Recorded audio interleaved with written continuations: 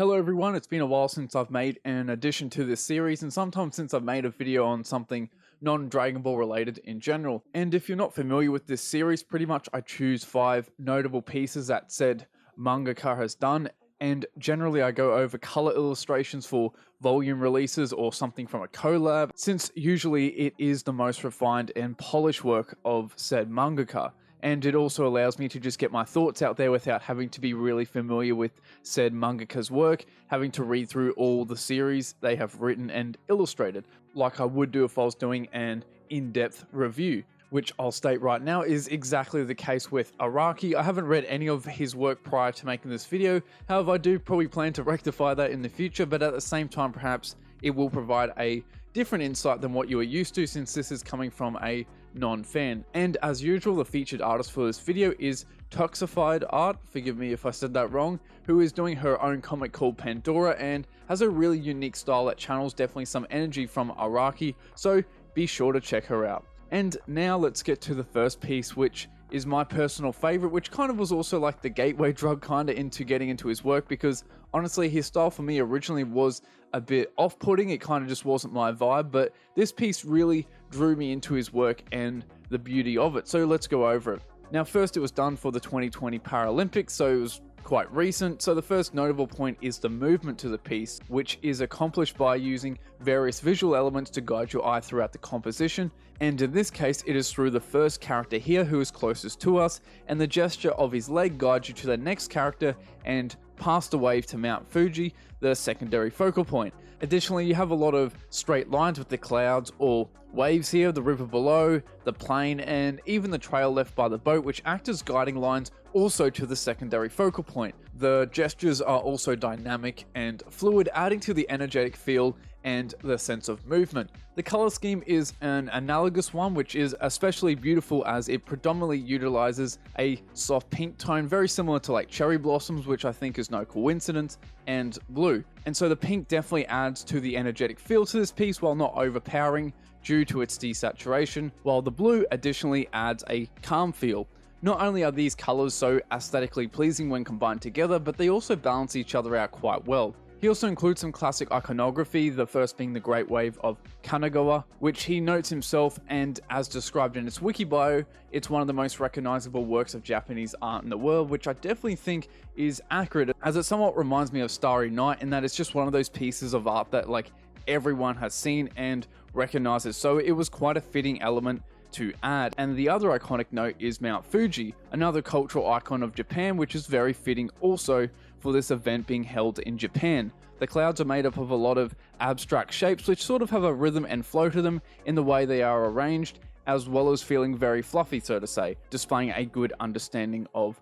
form. And I know it might be somewhat of a stretch, but I also do kind of get a vaporwave vibe from this with the pink tones, or perhaps it's the use of famous Japanese iconography like the Great Waves. Everything is also drawn in one-point perspective, and Araki actually describes these two athletes as the gods of sport. So I kind of had Greece in the back of my mind when looking at this, so when I saw whatever this thing is here, it reminded me kind of like a marble pillar, which is also an object that appears a lot in vaporwave designs. But as I said, that's probably just me who kind of gets that vibe. Although in regards to the gods of sport, there was a Greek god named Hermes, who amongst several other attributes such as being known as the god of travelers and trade, he was also known as the god of sports. And I did find many depictions of him through art being depicted running, and several times on clouds, so it's highly likely that this second guy running is probably inspired by Hermes. So you know, there's that. However, Greek mythology is not my thing, so if I did make a mistake, take it up with Greek gods and goddesses.net. Of course, I'm sure Araki included some other Easter eggs and drew some inspiration from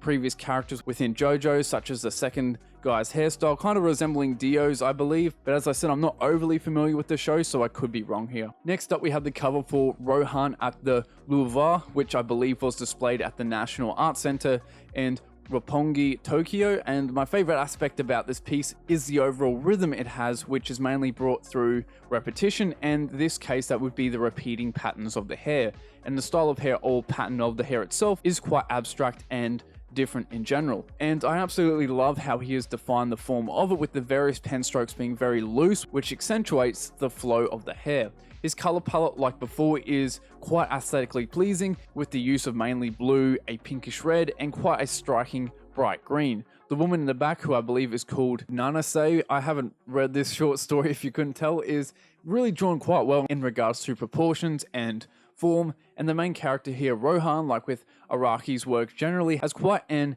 exaggerated gesture, which is always interesting to see, and he displays great skill in drawing various types of architecture, whether it be the Louvre Museum in the background to the left, or this column of statues to the right. Now, with this third piece, it is the perfect time to bring up something that deserves mention, and that is how unique Araki's color palette is within his work. He is one of the few mangakas I know of that uses a lot of fluorescent colors, as generally these colors can be considered to give an artificial look, which is why many mangakas go for more muted tones, but that in turn makes his work stand out all the more. Generally, fluorescent or neon hues are affiliated with frivolity and fun, and although I'm not acquainted with the story, these colors perfectly fit with the theme and nature of the show, which is described within the title itself. For example, the colors in this piece are quite unconventional, and in a roundabout way that is the charm to this piece. The sand is purple, the fence is green, and the sky is yellow, as well as the main character at the front here being drenched in a neon green. And on a side note, these colors are very similar to what is used in a lot of pop art, as well as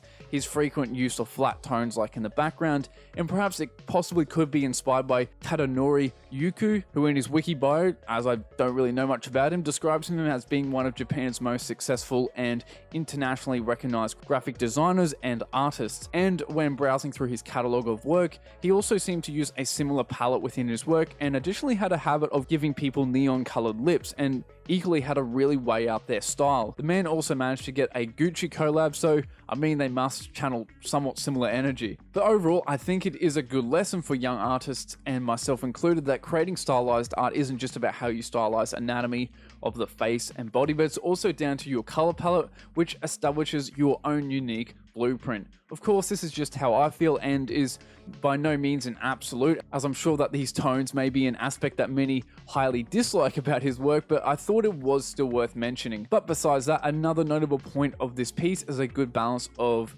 positive and negative space, which gives a place for your eyes to rest, as well as avoiding over cluttering. And this in part is achieved by going with a lot of these flat tones in the background, rather than using a second tone or using gradients, blending, etc. And this is an aspect that is present in a decent proportion of his work from what I have seen, and draws your focus to the character without getting lost with a detailed background, which is a balance even the best can have trouble with. Of course, I'm not saying that his work is never overcluttered, but generally, at least for illustrations and what I have seen, they are quite balanced. And the final point I want to mention is the variety in this piece in regards to what the various characters are doing, and the variety of gestures such as Gappy, which is the name apparently given by the fandom, as forwarded on to me by my JoJo consultant for this video, who is sitting on the bonnet of the car with another character roller skating, and the crew in the back is waiting very patiently for Gappy to get off the car so they can drive, and with this gentleman probably wondering how much it is going to cost to fix a dent in his bonnet.